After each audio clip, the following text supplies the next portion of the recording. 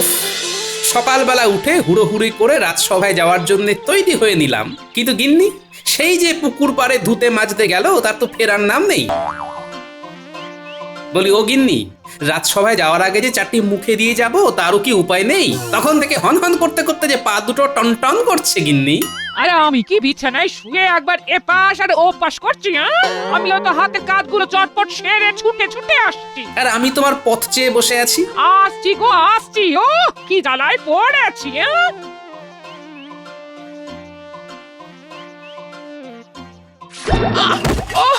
ওরে বাবা রে, পড়ে গেছি রে। আরে আরে, তাড়াতাড়ি করতে বলেছি বলে কি তোমায় একেবারে গড়াগড়ি খেতে হবে? ওই দেখো, ওরে বাবা রে, দেখো দেখি কাণ্ডখানা।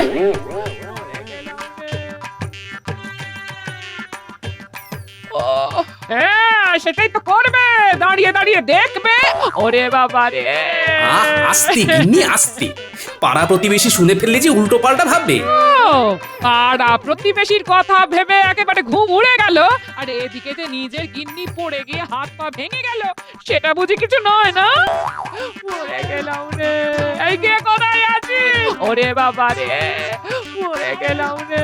আরে আরে, ও দিদা, এ কি অবস্থা তোমার? কি গো দিদা, তুই তো দেখছি একেবারে পা পিছলে আলুটা হয়ে যাচ্ছে। ওরাও তেমনি, কোথায় সবাই মিলে দিদাকে তুলবি, তা না উল্টে হাসাহাসি করছিস। তা আবার করবে না? করবেই তো, দাদুও হাসছে, নাতিও হাসছে। ও এদিকে যা লেগেছে তার লেগেছে। ও ওরে বাবা রে, গেলাম রে। আমরা থাকতে তুমি আবার কোথায় যাবে দিদা? এই দেখো আমরা কেমন তোমাকে চাঙ্গা করে দিচ্ছি। এই ধর ধর, ভালো করে ধর দিদাকে। শুধু ধরলে হবে, তার সঙ্গে টানতেও তো হবে। হবে না, তোদের দ্বারা কিচ্ছু হবে না। আমাকে এভাবেই এখানে পড়ে থাকতে হবে। তুমি একটু চুপ করবে গিন্নি? এই তো ওরা কেমন ধরাধরি করে তোলার চেষ্টা করছে, আর ওরা না পারলে তো আমি আছি নাকি? তুমি ভেঙে পড়ছো কেন? এই তো ধরো ধরো ধরো, তারপর আস্তে আস্তে উঠে পড়ো দেখি। এই তো হচ্ছে।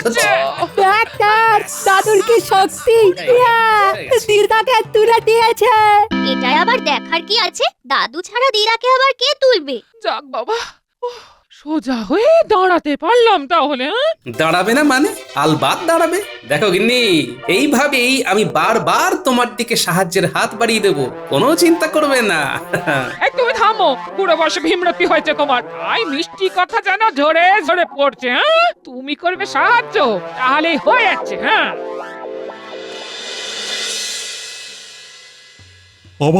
আজ আবার গোপালের দেখা নেই। না না, গোপালও যেন বড্ড অনিয়মিত হয়ে যাচ্ছে আজকাল। আজকাল কি বলছেন মহারাজ? এটা তো গোপালের প্রতিদিনের অভ্যাস হয়ে গেছে। গোপালের এই অভ্যেস অন্যরা অনুসরণ করলে কি ক্ষতি হতে পারে? কোন ক্ষতির কথা বলছেন মহারাজ? এই তো বলতে না বলতেই সাক্ষাৎ গোপাল হাজির। তুমি তো জলজ্যান্ত ক্ষতিটা করছো গোপাল। দেরি করে সভায় আসাটা তো বাড়াবাড়ির পর্যায়ে চলে যাচ্ছে। তা আজ কেন দেরি হলো সেটা বলবে? গিন্নিকে সামলাতে গিয়ে দেরি হয়ে গেছে মহারাজ। ডাহা মিথ্যে কথা, এটা গোপালের একটা অজুহাত। না না না না না না, কোনো অজুহাত আমি শুনতে রাজি নই। দেরি করে আসার জন্য শাস্তি তোমায় পেতেই হবে। আগে মহারাজ, হাত বটে, তবে সেটা অজুহাত নয়, বরং সাহায্যের হাত। সেটা বাড়াতে গিয়েই দেরি হয়েছে, তবে তার জন্য যদি শাস্তি পেতে হয় তবে পাবো। বেশ, আজকের মতো ছেড়ে দিচ্ছি তোমায়। তবে এরপরে আবার এরকম করলে তোমার বেতন কাটার নির্দেশ দেব, কথাটা যেন মনে থাকে। আজ গোপালকে বাগে পেয়েও ঠিক জব্দ করা গেল। সে আবার নতুন কি কথা? তাই এইবার সে কিভাবে পাশ কেটে বেরিয়ে গেল শুনি শুনি। কিভাবে আবার? বউয়ের দিকে সাহায্যের হাত বাড়িয়ে দেওয়ার ভুজুং ভাজুং দিয়ে গোপাল বেঁচে গেল। তাহলে বোঝো, তোমার তো গোপালকে দেখে শেখা উচিত। ও এমন কপাল যে আমার কবে হবে? এতে খামোখা কপাল চাপড়ানোর মতো কি হলো? তোমার তো কিছুতে কিছু হয় না। না না, এবারে হালকা করে ছেড়ে দিলে হবে না, একেবারে চেপে ধরতে হবে। এই মরেছে। আরে আরে, একই খাল কেটে কুমির ডেকে ফেলেছি মনে হচ্ছে। নাও, সবজি কটা কেটে সাহায্য করো দেখি। তুমি কতটা কাটলে তবে তো রান্না হবে, না হলে পেটে গামছা বেঁধে বসে থাকবে। বলো কি গিন্নি? না না, আর তো কোনো উপায় দেখছি না। আমি রান্নাঘরে চললাম। এমন দজ্জাল গিন্নির হাতে পড়েছি, এখন তরকারি কেটেই খেতে হবে। একই মন্ত্রী মশাই, এ কি দৃশ্য দেখছি? আপনি যে রীতিমতো মেয়েলি কাজে খাবি খাচ্ছেন, পাঁচখান করবো নাকি? জানাজানি হলে আপনার মান সম্মান নিয়ে টানাটানি পড়ে যাবে কিন্তু। লোকজন বলবে নারীদের কাজেও আনারি, আমাদের মন্ত্রীর মুখ ভারী। আমি প্যাঁচে পড়ে গেছি দেখে খুব নাচানাচি করা হচ্ছে, তাই না? আর ঘরের কাজ কি শুধু আমি একা করি? এরকম কাজ তো গোপালও করে। যদি হাসতেই হয় তবে গোপালের সামনে গিয়ে হাস না যত পারিস। আপনি বললে তাই করব, তবে ঘুরে ফিরে সেই আপনার কাছেই আসবো। আর দেখবো আপনি কেমন ল্যাচে গোবরে হচ্ছেন। রাজসভায় আমাকে নিয়ে আচ্ছা একটা ঘোঁট পেকেছে দেখছি, তবে আমাকেও ঢোক গিলে ফেললে হবে না। ঠান্ডা মাথায় ঝড় ঝাপটা সব সামলাতে হবে। কিন্তু তার আগে তো মনে হচ্ছে পুঁটির বাবাকে সামলাতে হবে। বেচারা একা একা গরুর গাড়িতে ধানের বস্তা তুলতে গিয়ে যে নাজেহাল হচ্ছে।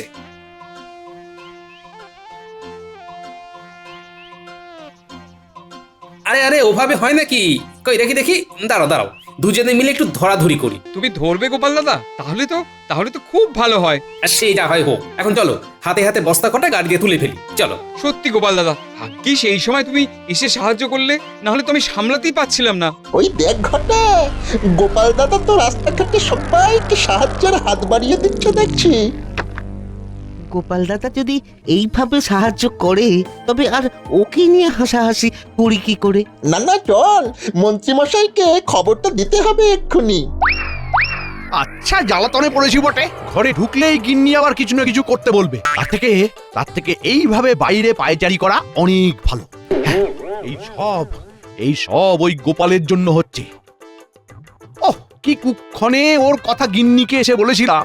একবার বাগে পাই গোপালকে, তারপরে সুদে আসলে এর শোধ তুলবো। গোপালের উপর রাগ দেখিয়ে লাভ নেই মন্ত্রী মশাই। বরং গোপাল যা করছে তাতে তাকে বাহবা দেওয়ার কথা।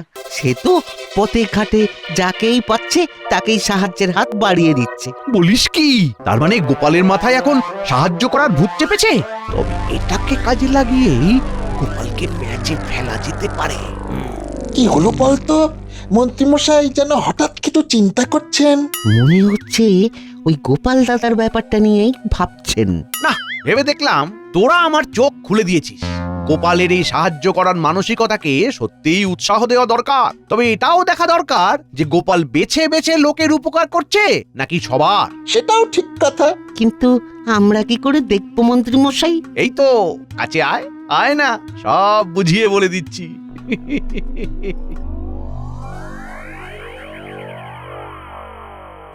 আজ আর কোনো গোলমাল নেই। আজ ঠিক সময় রাজসভায় পৌঁছে মহারাজকে একেবারে তাক লাগিয়ে দেব। আরে আরে, তো কি খড় বোঝাই ঠেলা গাড়ি নিয়ে বটার ঘটা মনে হচ্ছে আইডাই করছে। দেখি দেখি,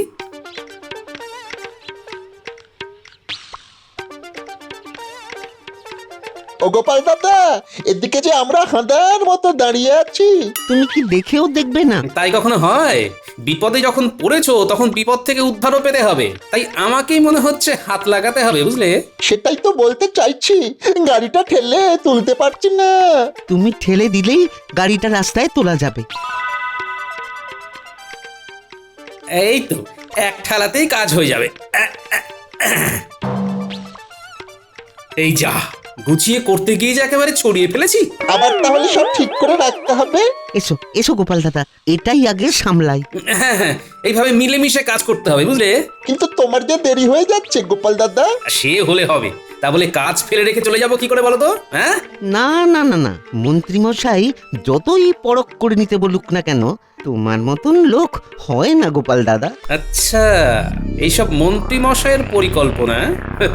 যাক, সেটাও জানা হয়ে গেল। তবে ফন্দিটা নেহাত মন্দ নয়। এই তো সবাই দেখছি হাজির হয়ে গেছে, শুধু তেনারই দেখা নেই। না না না না, এখন দেখছি গোপাল কোনো কিছুরই তোয়াক্কা করছে না। ব্যাপারটা ভালো ঠেকছে না এবার। গোপালকে নিয়ে যেন আর পারি না। আজ ঠিক এসে দেবে নতুন কোনো বাহানা। দিক না, কি বাহানা দেবে দিক। ভেবে ভেবে এমন একটা কল খাটিয়েছি যে গোপাল চাইলেও তাড়াতাড়ি আসতে পারবে না। আজ গোপালের বেতন কাটা কেউ আটকাতে পারবে না। আমিও তো তেমনই ইঙ্গিত পাচ্ছি, বাকিটা মহারাজের বিবেচনা। আমার যা ভাবার আমি ভেবে ফেলেছি। গোপাল একবার আসুক আজ, তারপর মজা দেখাচ্ছি। এ কি, আমার অপেক্ষায় সবাই যেন কেমন ব্যাকুল হয়ে গেছেন। বিশেষ কোনো কারণ আছে নাকি? হ্যাঁ, তা আজও নিশ্চয়ই সাহায্যের হাত বাড়াতে গিয়ে তোমার সভায় আসতে দেরি হয়ে গেল গোপাল, না? 100% ঠিক মহারাজ। আমি তো তত করে আবার কোন অজুহাত দেবে গোপাল? না না, কোনো অজুহাতেই আর চিড়ে গলবে না। গোপালের বেতন কাটা যাবেই যাবে। কিন্তু কাউকে সাহায্য করা কি কোনো অজুহাত হতে পারে মহারাজ? কত বড় ভণ্ডামি! হ্যাঁ, গোপাল আবার মহারাজকেই প্রশ্ন করছে। এটাও বসে বসে দেখতে হবে আমাদের। তাই তো গোপাল, তুমি কিনা আবার মুখে মুখে কথা বলছো। সেই জন্যই তো বলছি মহারাজ, মুখের কথায় কাজ নেই। সাহায্যের হাত কেমন হয় সেটা গোপাল আপনাকে দেখালেই ঝামেলা মিটে যায়। কি গোপাল, তবে দেখাও দেখি। সে মুরত কি গোপালের আছে যে দেখাবে? সময় আর সুযোগ পেলে সেটাও দেখিয়ে দেব। এ আর এমন কি কথা? তাহলে সময় সুযোগ আগে আসুক, তারপর না হয় তুমি রাজসভায় আসবে। আজ থেকে তোমায় বরখাস্ত করলাম আমি। দেখি কোন সাহায্যের হাত এবার তোমায় বাঁচায়। ঠিক হয়েছে, বেশি পার পারলে এমনই হয়।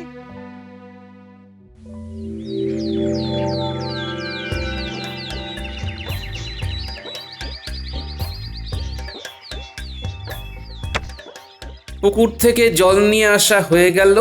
এবার উঠোনটা ঝাঁট দিয়ে দিলেই অনেকটা কাজ সারা হয়ে যাবে। হ্যাঁ, এ তুমি যেমন কাজের মানুষ সেটা তো ভাবতেই পারিনি। ভাবো ভাবো, এখন থেকেই ভাবা শুরু করে দাও গিন্নি। এখনো তো আরো কত কি দেখা বাকি। ঝাঁট দিয়ে পরিষ্কার করার হাতটাও কিন্তু আমার নেহাত খারাপ নয় গিন্নি। ওই দেখ, গোপাল দাদু এবার ঝাঁটা ধরেছে। তাই তো দেখছি, সবটাই কেমন উল্টো হয়ে গেছে। ভাগ্যিস আমার চোটটা লেগেছিল, না হলে তোদের দাদু যে এত কাজের সেটা তো জানতেই পারতাম না। কিন্তু দাদু এখানে কাজ করলে রাজসভা সামলাবে কে? এখন তো চাইলেও সেখানে যাওয়া যাবে না, তাই সেখানকার কথা ভেবেও কাজ নেই। তাহলে চলো সবাই মিলে দিদার কাজে হাত লাগাই। তারপর সময় আর সুযোগ এলে আবার না হয় রাজসভায় যাওয়ার কথা ভাবা যাবে। তাই বলে তুমি সুযোগের অপেক্ষায় বসে থাকবে গোপাল দাদু? আরে অত ভাবিস না তো। কেউ যদি সত্যি সত্যি কাউকে সাহায্য করতে চায় তাহলে তাকে সুযোগের জন্য বেশি অপেক্ষা করতে হয় না রে। হচ্ছে না, কৃষ্ণচন্দ্রকে কিছুতেই বাগে আনতে পারছি না। আর যাও বা পাচ্ছি, তাও এই গোপালের কপাল জোরে কৃষ্ণচন্দ্র ঠিক বেঁচে যাচ্ছে। পারবে না, আর কেউ মহারাজকে বাঁচাতে পারবে না জাহাপানা। এইরকম ছুঁড়ে ছুঁড়ে কথা বললে আমি কিন্তু কিছুই শুনবো না। পুরো ব্যাপারটা খুলে বলো, নাহলে সরে পড়ো। আমার কাছে খবর আছে, মহারাজ গোপালকে তাড়িয়ে দিয়েছেন। বলো কি? সেটাই তো বলছি। এই সময়ে যদি কোনো বাহানাতে মহারাজ কৃষ্ণচন্দ্রকে ডেকে আনা যায়, তবে কোনো বাহানাতে কেউ ওকে বাঁচাতে পারবে না। ব্যাপারটা তো মন্দ বলনি। দুধকে ডেকে পাঠাও দেখি। দেখি মন্ত্রীকে তলে তলে দলে টেনে কৃষ্ণচন্দ্রকে কলে ফেলা যায় নাকি? না, ভালো লাগছে না, কিছুই আর তেমন ভালো লাগছে না। কি ভালো লাগছে না মহারাজ? মনে হচ্ছে কোনো কারণে আপনার মন যেন টনটন করছে। তা করছে বই কি, গোপালকে বরখাস্ত করে এখন একটু খারাপই লাগছে বটে। তাহলে তো খুব ভালো সময়ে নবাবের আমন্ত্রণ পত্রটা এসেছে মহারাজ। বলো কি, নবাবের আবার এই সময় আমাকে মনে পড়লো? নবাব তার বাগান বাড়িতে আপনাকে আমন্ত্রণ জানিয়েছেন মহারাজ, তাও আবার অবসর বিনোদনের জন্য। সে না হয় বুঝলাম, তবে ডেকেছে যখন তখন না গিয়েও তো উপায় নেই। আমি যখন সঙ্গে আছি তখন আর চিন্তা কিসের মহারাজ? চলো তবে দুদিনের জন্য ঘুরেই আসি না হয়। তবে তার আগে রাজসভায় খবরটা জানিয়ে দিতে হয়। সে ব্যাপারে আপনি ভাববেন না মহারাজ, জানাজানি যা করার সে আমি করে দিচ্ছি। আপনি বরং মুর্শিদাবাদে যাওয়ার জন্য তৈরি হয়ে নিন ততক্ষণে। আজ রাজসভায় যা শুনলাম তারপরে তো আর চুপ করে বসে থাকা যায় না। তাই আবার যায়? আমি তো ভাবছি খালি কি হয় কি হয়। গোপালকে যতক্ষণ না পুরো ব্যাপারটা জানাচ্ছি ততক্ষণ যেন শান্তি পাচ্ছি না।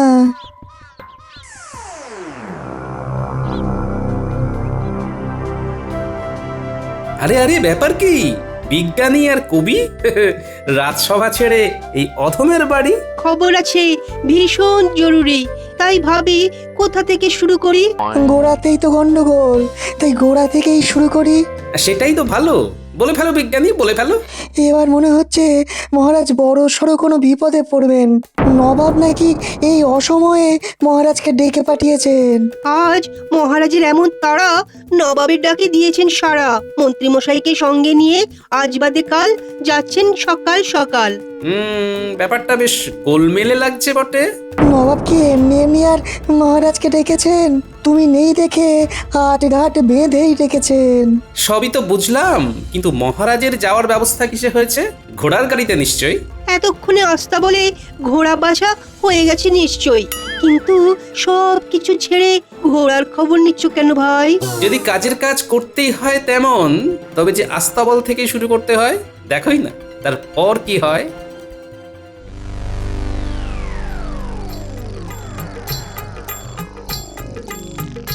এই যে ভাই, কালকের জন্য তৈরি হচ্ছে বুঝি? সে মোটামুটি তৈরি হয়ে গেছি। সকাল সকাল বেরিয়ে পড়তে হবে কিনা তাই একটু দেখভাল করে নিচ্ছিলাম আর কি। হ্যাঁ, এটাই তো চাই। তবে আমার যে তোমার সাথে কিছু কথা আছে ভাই। কই মন্ত্রী, সাত তাড়াতাড়ি তৈরি তো হয়ে নিলাম, কিন্তু ঘোড়ার গাড়িরই তো পাত্তা নেই। এসে যাবে মহারাজ, আর একবার এসে গেলেই তো টকবক টকবক ঘোড়া ছুটিয়ে সোজা মুর্শিদাবাদ। ওই তো ওই তো ওই তো ওই আসছে মনে হচ্ছে। আসছে কোথায়? এ তো এসে গেছে। বসে পড়ুন মহারাজ আর মন্ত্রী মশাই, তারপর দেখুন আমি কেমন গাড়ি ছোটাই।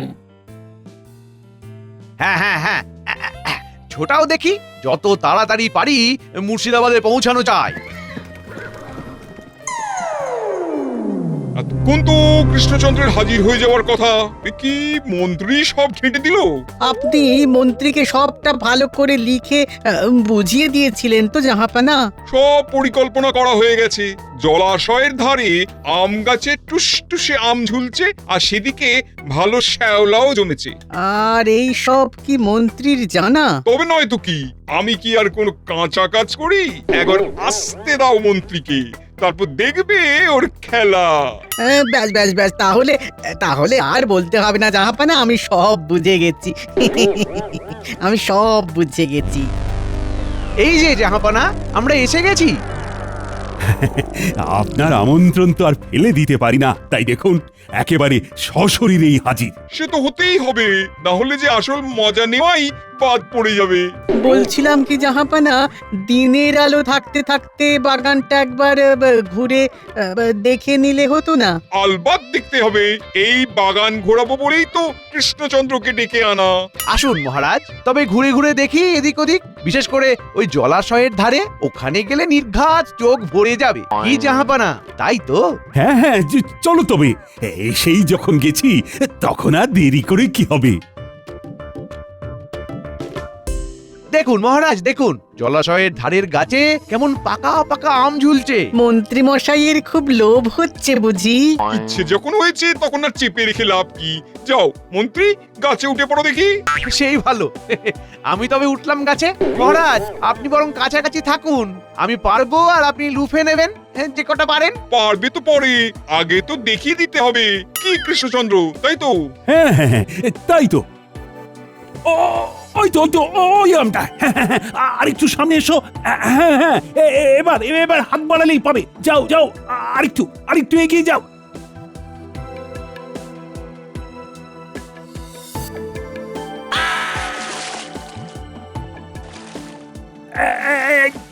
ওরে বাবা রে, গেলাম। ওরে, কে আছিস? বাঁচা রে। কেউ তো নেই মহারাজ, এবার কি হবে?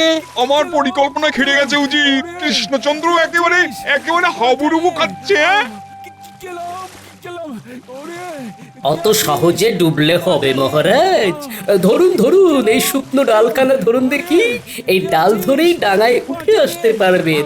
এই তো খড়কুটো। আর একটু ধরে থাকুন মহারাজ, এইবারে টেনে নিচ্ছি। এটা কি হচ্ছে উজির? এটা আবার কি উড়ে এসে জুড়ে বসেছে? আরে বসেছে কোথায়, এ তো একেবারে এসেই টানাটানি শুরু করে দিয়েছে। এই তো উঠে পড়েছি। এইবার বুঝলেন তো মহারাজ, সাহায্যের হাত কেমন হয়? সময় সময়ে সাহায্যের হাত এই শুকনো ডালটার মতো হয়। গোপাল, তুমি আমায় বাঁচালে গোপাল। না না, আমি নিজের ভুল বুঝতে পেরেছি। আর তুমি সাহায্যের হাত না বাড়লে যে আমি ডুবেই মরে যেতাম। আবার গোপাল! সবই আপনার কপাল জাহাপানা।